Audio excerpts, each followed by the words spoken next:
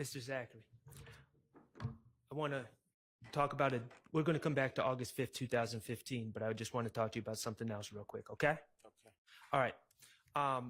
Beyond the April 28, 2015 shootings, you also had some issues in federal court, correct? Yes. And that revolved around your purchase of guns, correct? Yes. And you were accused of being essentially a straw purchaser. Yes. Okay, you purchased 3 guns in 2015, correct? Yes. Okay. One of those, I just want to talk about one of those guns. You purchased a Diamondback DB 15223 rifle, correct? Yes. Okay. And you bought this gun in January 2015, correct? I think it was early January, something like that, yeah. Okay. And you bought that gun for Kenneth Copeland, correct? I didn't really buy it for him, but he ended up with it. So, yeah. Yes. Okay. Well, Kenneth Copeland, and you've already resolved this federal case, correct? Probation. Okay. So Kenneth Copeland in January 2015 approached you and said he needed a firearm, correct? Yes. Okay. And then you're not a convicted felon at the time, correct? No. So you had the ability to purchase firearms. Yes. Okay. And you went to Arrowhead Pawn Shop to purchase a firearm, correct? Yes. And that was because Kenneth Copeland asked you to purchase a firearm, correct?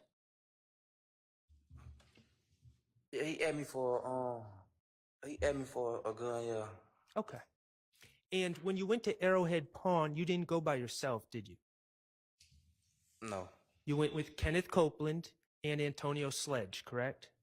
I remember me and Copeland, I don't remember Sledge. Okay. And when you purchased this gun for, and as far as you know, you're the first person Kenneth Copeland came to asking this favor. Objection, speculation. As far as you know. He told me that, he said he told me the gang unit or something, told me he can have a gun or something. It was something like that. He told you the gang unit told him he could have a gun? Yeah. Okay. But what I'm asking, you don't know of him approaching anyone else before you to try to get their help. As far as you know, you were the first person he came to. Yeah. Okay. And you purchased this gun for Kenneth Copeland. Objection, asked and answered 3 times. Okay.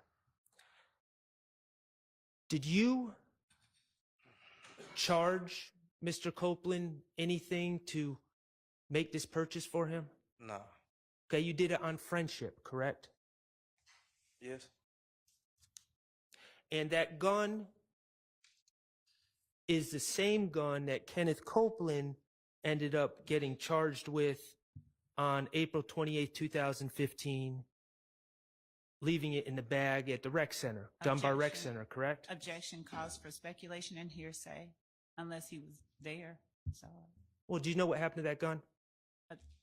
Your Honor, I would ask that he provide a basis for his Sustained knowledge. as to the prior question, you've changed the question. If you know from personal knowledge. What happened with the gun? Yeah, not from somebody telling you. Yeah, I'm on probation for it. He got caught with a gun. Who got caught with it? Copeland. Okay. All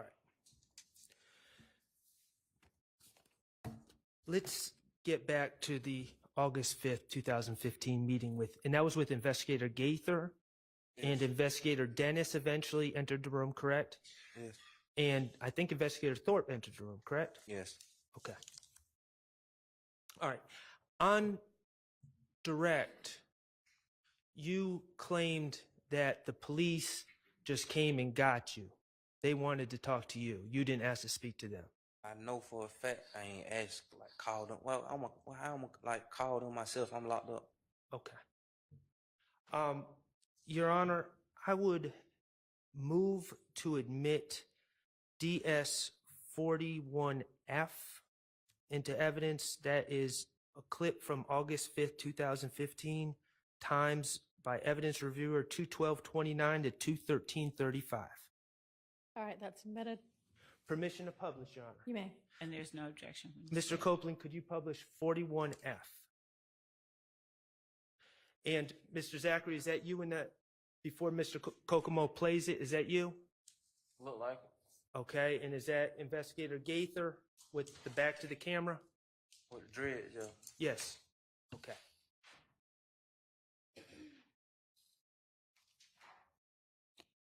Move like that. On the left side.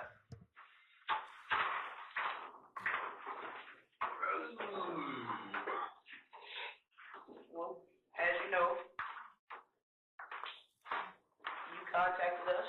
You want to come down here and make a statement about these cases that we have. Y'all been getting on my darn nerves calling me, so we here. But even though you reached out to us wanting to talk, I still gotta advise you of your rights, okay? Okay. That's a yes, you gotta say yes. Thank you, Mr. Kokomo. All right. You heard Investigator Gaither say that you wanted to come down here to make a statement about these cases we have. Yes, but I told y'all and them, like, pull up the phone records. My jail phone, I never called them myself. Like, Okay.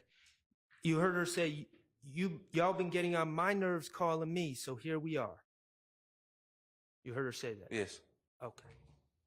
And you never corrected her on that? I was going through withdrawals then. I don't remember. I mean, I probably wouldn't even focus. Okay. You were going through withdrawals in jail, correct? Yeah. From the date you were arrested in late July to August 5th, you were going through withdrawals. If you look What- at my what ki- jail records, like, they always had to go through detox. What kind of withdrawals? For what? From Xanax and Roxas. What does that feel like? What was the second one? Roxas. What does Pain- that feel like? Painful some days, like stomach, head. Is it misery? Yeah. Now you're saying that you didn't call Investigator Gaither personally. No, I did. Did you have family members calling her? I think I had someone say they called her and asked her what I was locked up for and this and that. Who was that person? Was that SG, your girlfriend, that was calling Investigator Gaither? I don't remember. It was somebody. It probably was her. Or was it your family, maybe your father or your... Not my father ain't calling no police. Okay. Well, you heard Investigator Gaither claim that people had been calling, or you had been calling repeatedly. Yeah. Okay. The bottom line is you were desperate to get out. Yeah. Objection, asked and answered. Overruled. Yeah. Yes. You wanted to have that meeting on August 5th, 2015, didn't you? Really? Yeah. You wanted to talk to the police. You were sitting without bond, facing 189 years, without any hope of getting out. Isn't that correct? Yes. You wanted to talk to the police to try to get yourself out of trouble. At that time, I didn't know the details of that case right there, like what I was meant, like why I was being charged, but I know the gun I had got caught with, from what they was talking about in my last plenary hearing. That's what I knew. Okay, well, you knew, okay. From your preliminary hearing, you know you'd been caught with that gun, Yes. and you knew that that gun was going to be linked to A the lot of shooting of shootings. a lot of shootings. And you wanted to get out in front of it and talk to the police. Yes, 'cause I knew they had that gun over my head. Your goals, and you had from late July to August 5th to come up with what you were going to tell the police, didn't you? I think I told y'all that I can't go. I ain't come up with it. I was coming up with it as I was just talking, really. Okay. Your goal going into that August 5th, 2015 meeting, let's talk about that. You wanted to help yourself. At first, yeah. You wanted to convince the police, Investigator Gaither, Investigator Dennis, to make calls and get you a bond.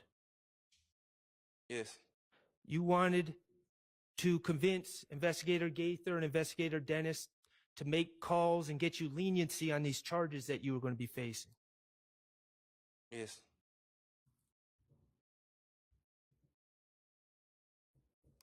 Actually, the first thing you wanted to do is try to convince Investigator Gaither that you were innocent, that you weren't even there, right? Yeah. You also knew, based on what Damekion had told you, that your friend Mounk Tounk had been implicated. I mean, like, we really don't be hiding that from each other, so yes, I know. Okay.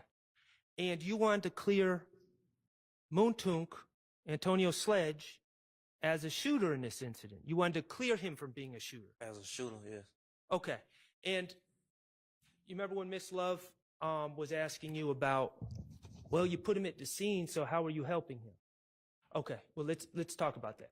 Well, I thought by letting him know he ain't condoning it or did no shrooms.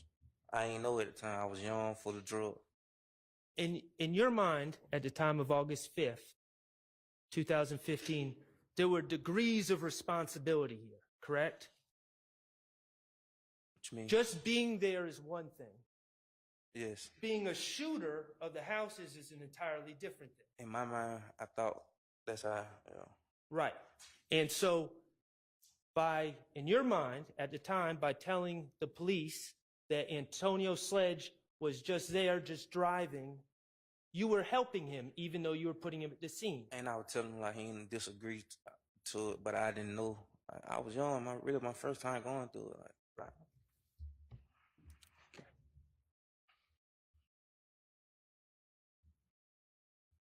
You also wanted to get revenge on Damekion at this meeting, correct? Yeah.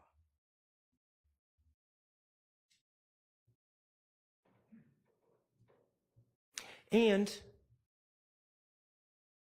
let's be real, you wanted to talk about other things other than this incident.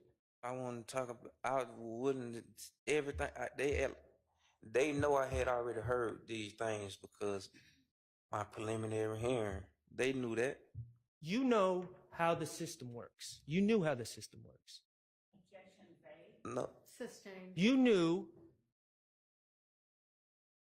that people such as yourself, when you're in trouble, one way to get out of trouble is to give information on other cases, correct? You knew that. I don't. To be honest, man, I was just young and dumb doing something, man. Thought I could. Well, you wanted to talk to Investigator Gaither not only about your case, but you wanted to talk about other cases, didn't you? Cases that had already been. It's like if you go get my preliminary hearing transcript, you'll see that a lot of these cases already talked about, and I knew I had got caught with the gun that did a lot of these cases. Isn't it true, Mr. Zachary, that you first started trying to talk about other cases and Investigator Gaither had to tell you, before we start moving on to other cases, we got to deal with your case first. Isn't that true? Yes. Okay. And the reason you wanted to talk about other cases is because information that you give is a bargaining chip for leniency in the future for you to get out quicker, correct? I thought, but Okay. once I thought on like what I did, I never ended up taking no plea. Like when they were offering pleas, like to testify and say all the people and stuff, I never took them. Okay. You made it clear to the police on August 5th. You made it clear to Investigator Gaither and Investigator Dennis that you wanted to get out of jail immediately. Yeah. You said, I'm saying I don't want to be sitting in no jail, man. Sound right? Yes. I'm saying, can y'all just tell them to release me on house arrest or something? Sound about right? Yes. and law enforcement investigator Gaither indicated that they were going to do that for you, didn't they? I don't remember. You remember investigator Gaither telling you that she's going to hop on the phone with the DA ASAP? Yeah, she said something like that.